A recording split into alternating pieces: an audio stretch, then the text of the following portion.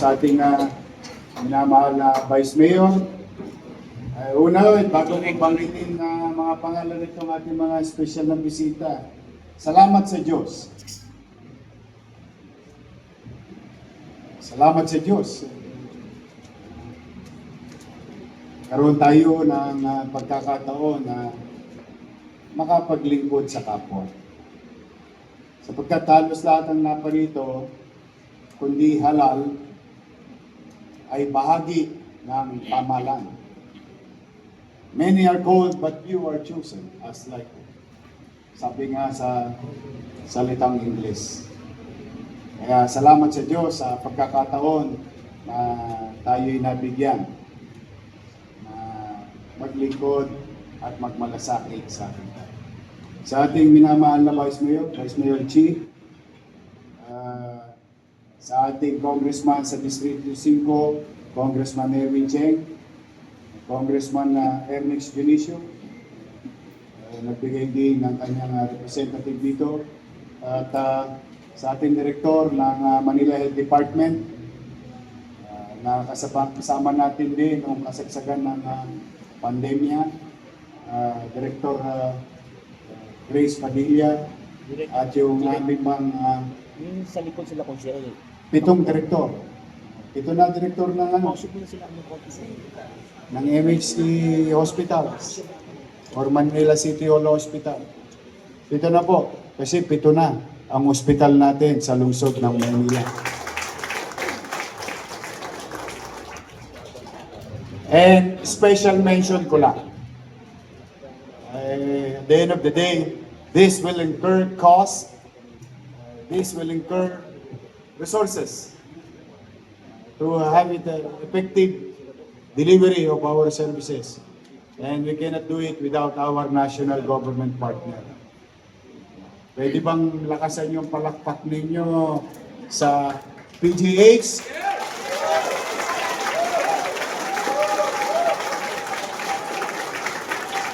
Sa DOH? Ito, todo nyo na. PhilHealth?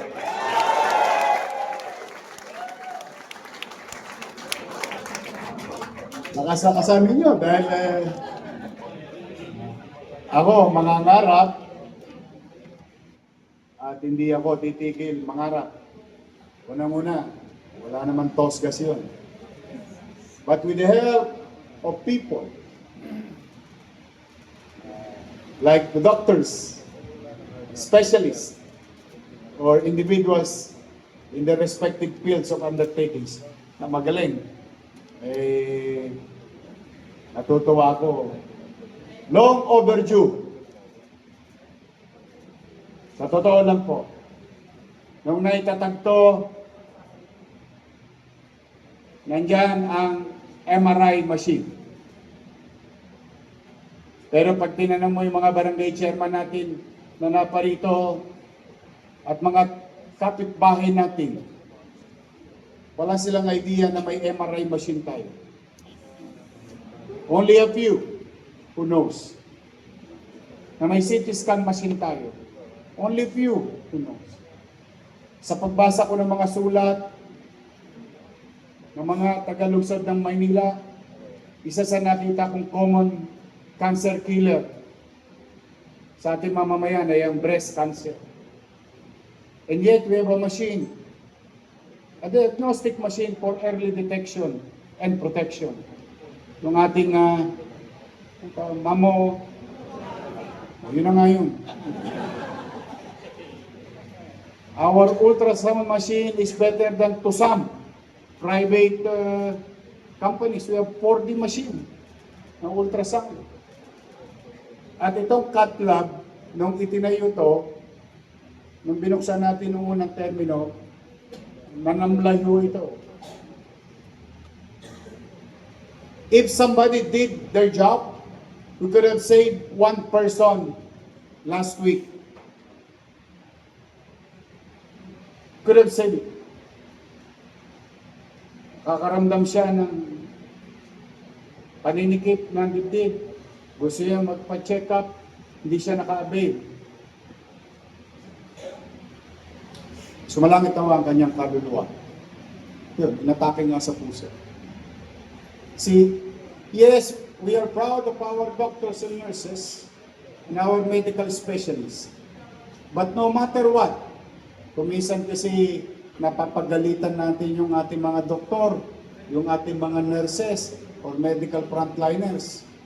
Dala ng siguro yung atmosphere or the environment or yung kanilang mga mukat, hindi nyo lang siguro kursunada.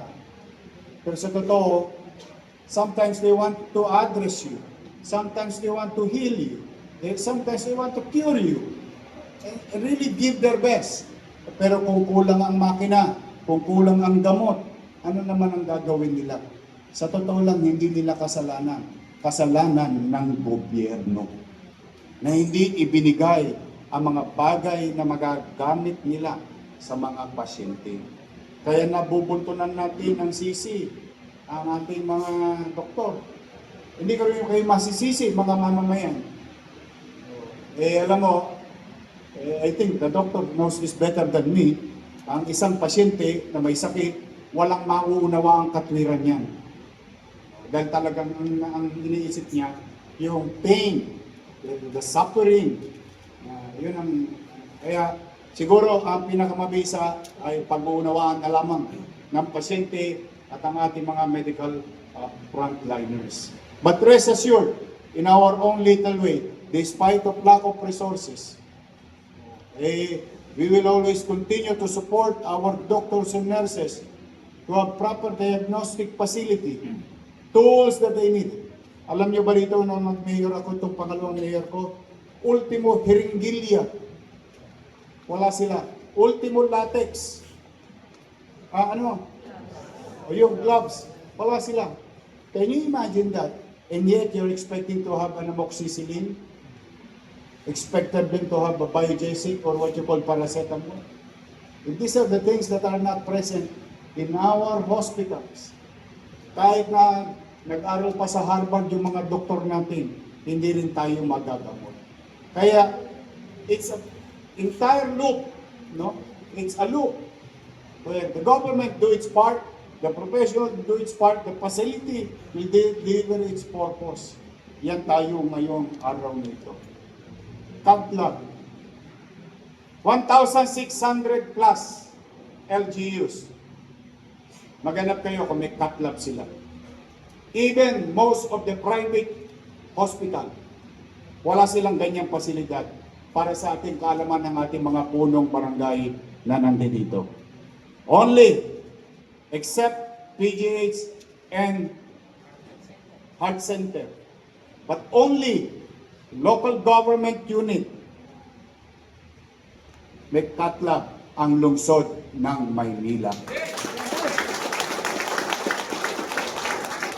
Today is the start of long journey because today we're going to deliver an angiogram and hopefully later on through the skills and knowledge of our doctors magkaroon tayo ng angioplasty sa tulong ng ating mga partner PGH, Heart Center, DOH, hopefully, and other specialists from the private sectors. Sa Maynila, pahabaan ng buhay. Yun ang gusto ko. Gusto ko malusog. How I wish. But if needed, kung kinakailangan, sana these things must be made available. Kaya sa aking mga kasamahan na konsehal na nandito, sulit bang magsesyon kayo kahit bumabagyo? Yes! Para lang ho sa kaalaman ninyo, kahit Sabado ho, minsan pinapapasok ko pa yan sila kasama ng mga department head pro. We will not stop in our own little way. I always try to tell them, many are called, but you are chosen. You were given a chance by God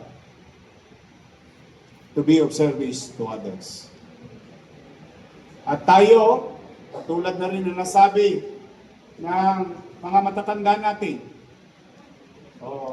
Para lang tayong hanging dumaan sa mundo pagdating ng araw. But while we are sa loob ng public service, create a mark so that the next generation have something to follow. Katulad ng ginawa ni Mayor Lacson at ni Mayor Villegas, kung saan tayo nakatayo ngayon. That was 50 years ago. But those mayors of the city of Manila inspired other cities to do the same.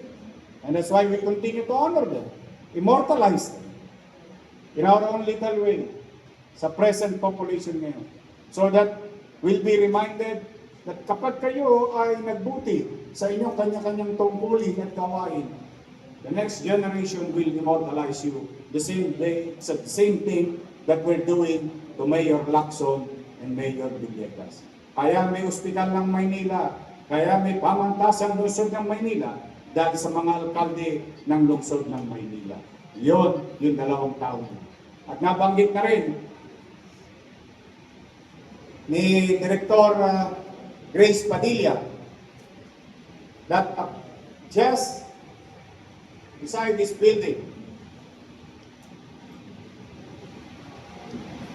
through the effort and leadership of the Dean of College of Medicine ng Pamantasang Lungsod ng Maynila and the PLM Board of Regents, in a matter of few months, we're going to groundbreak the new Pamantasang Lungsod ng Maynila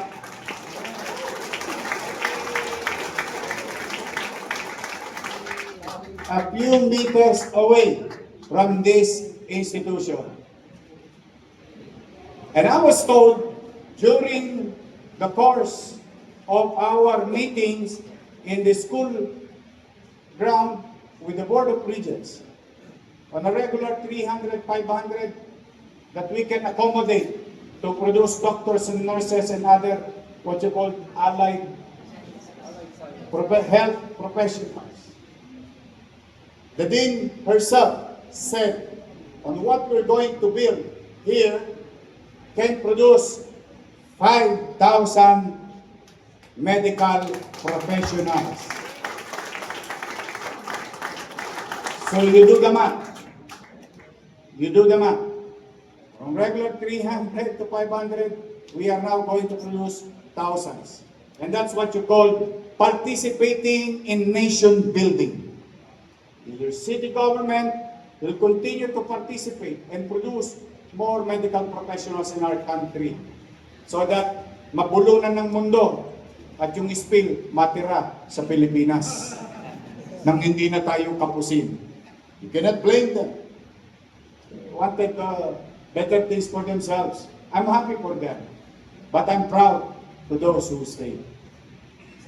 Palakpakan ninyo ang inyong mga kasama. Mahirap magtrabaho sa gobyerno. Sa totoo lang. Pati JO, nade-delay ang sweldo. Pero pumanatag kayo, awan Diyos, mararaos natin yan. Ngayon naman, may bilang ganti. Ito sa mga MHD at mga ospital. 2 weeks ago, your health board with your medical directors already approved the sharing of PhilHealth professional fee. 50-50.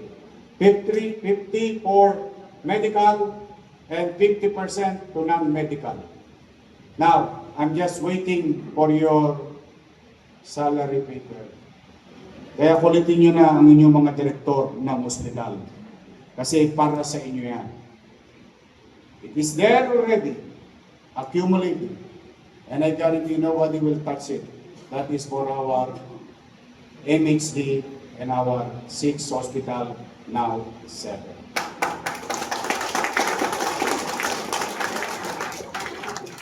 At Kahit papano yung mga inibitahan kong zone chairman dito, oh, go up there.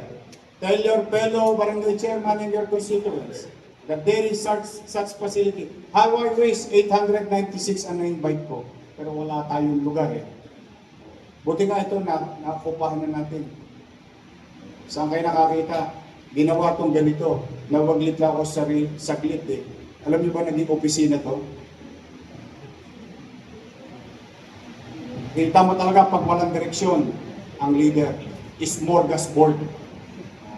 But good thing through the leadership of Director Padilla o magagamit niyo na rin yung escalator. Dati display lang po yan. Sad to say, I'm no doctors. They are doctors. I think they should know better than me. But again, sa mga barangay chairman, narinig yung professional fee ng mga doktor. Due yun sa kanila. Okay, ba't ko binanggit yun? Oh. Eh, iba sa inyo dito, kalaban ko. Totoo, ano lang, real talk. But I don't look at that way.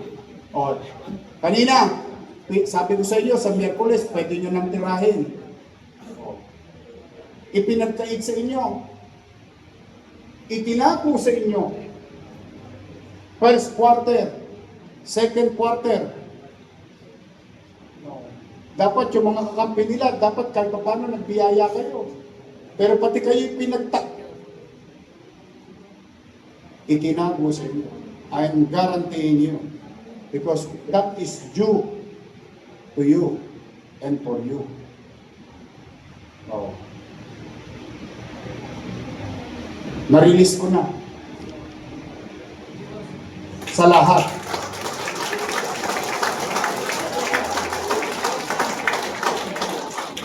At least, magpapanag po tayo sa intersection. Magkikita tayo sa kalsada. Matangos ang ilong ko sasabihin. Kakampi, kalaban. What is due to you will be given to you. Walang titingnan sa politika. I hope mapakinabangan nyo yan para sa inyong kabarangay. Nag-text nga pala sa akin ng Meralco.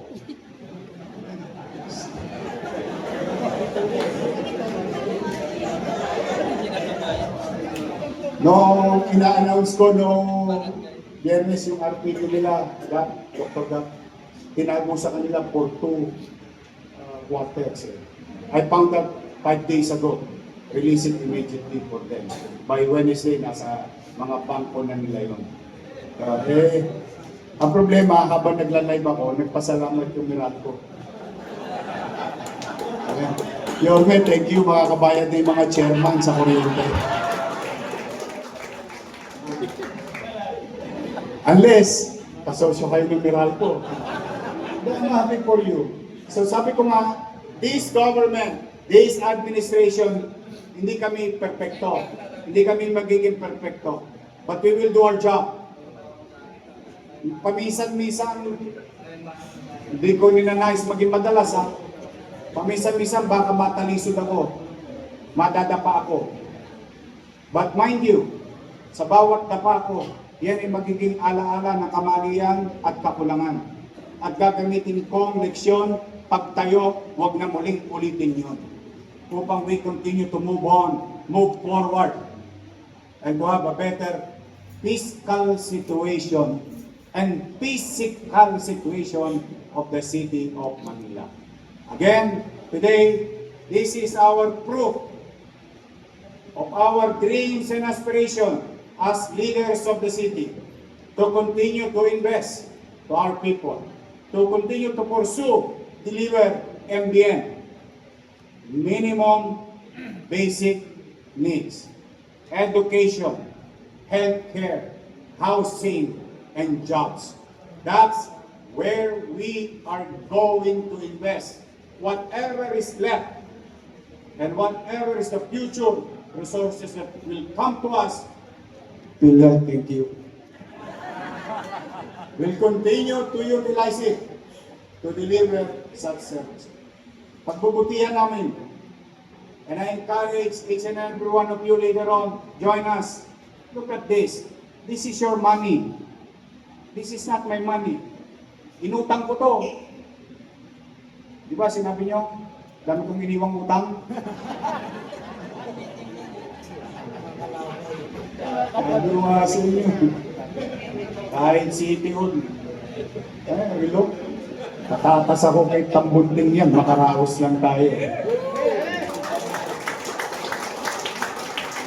Please, modesty aside. Malamig ba? Maliwalas ba? Pumapasok ka pa lang, gumagaling ka na.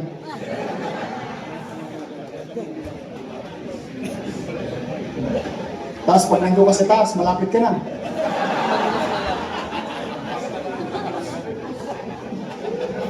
Totoo lang. Tama si Magsaysay. Totoo lang. Tama talaga si Magsaysay.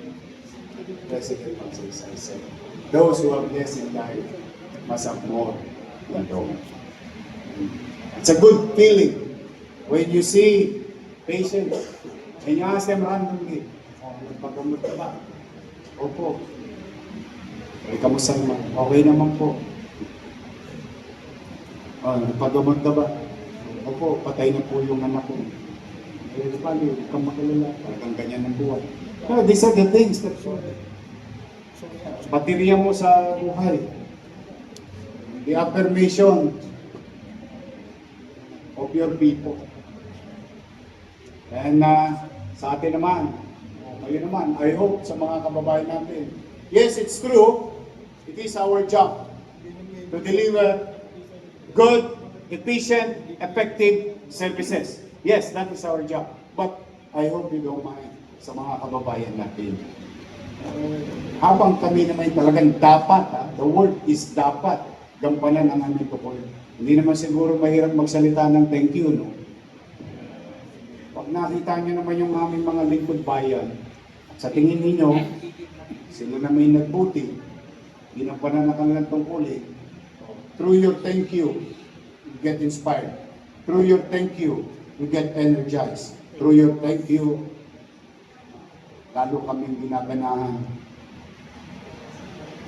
subconsciously na tama yung ginagawa namin and we'll pursue and continue.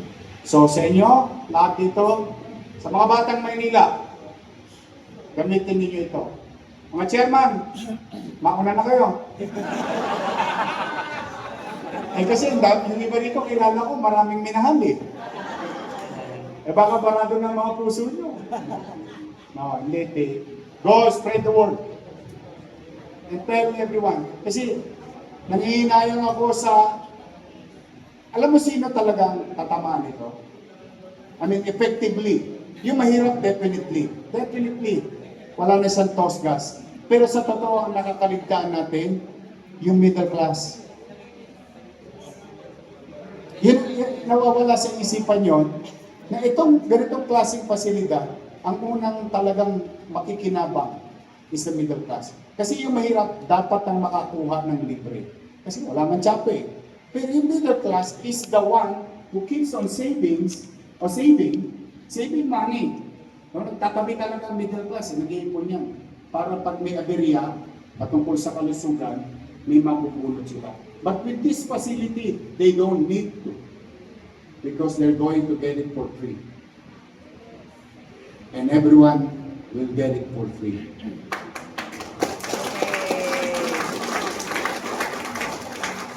PhilHealth.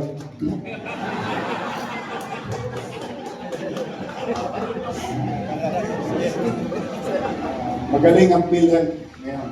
I'm really happy. So, Director Padilla at sa po ng iyong mga kasamahan, o Vice Mayor, o sulit pa. Kasi ito madalas kong pinukulit sa sesyon, o Congressman Erwin, o at iba pang mga congressman, o huwag na sa flood control, dito nila lang dalhin yan.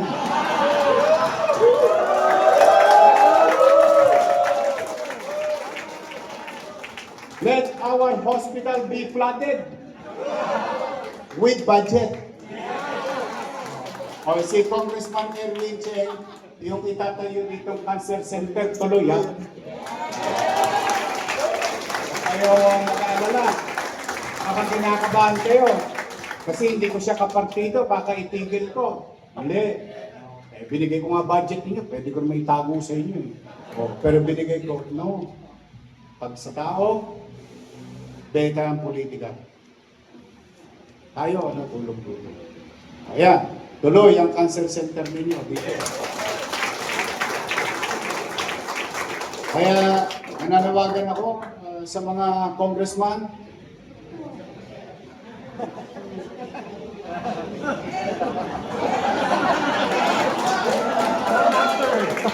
Uy, dito nyo na lang ilagay sa ospital.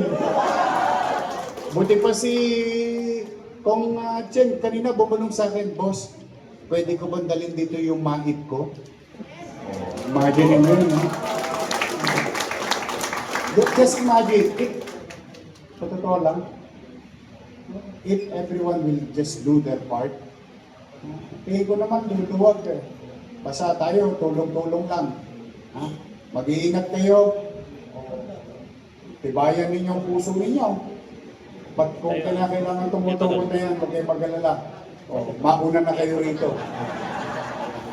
But, again, let me finish with wish for our medical professionals who's going to manage this facility. I hope that God will continue to guide and bless each and every one of you. And let me take this opportunity to thank all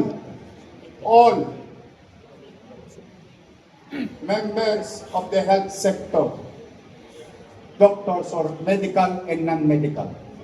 Thank you for your service. So everyone, thank you. Maraming salamat at maraming salamat sa Diyos.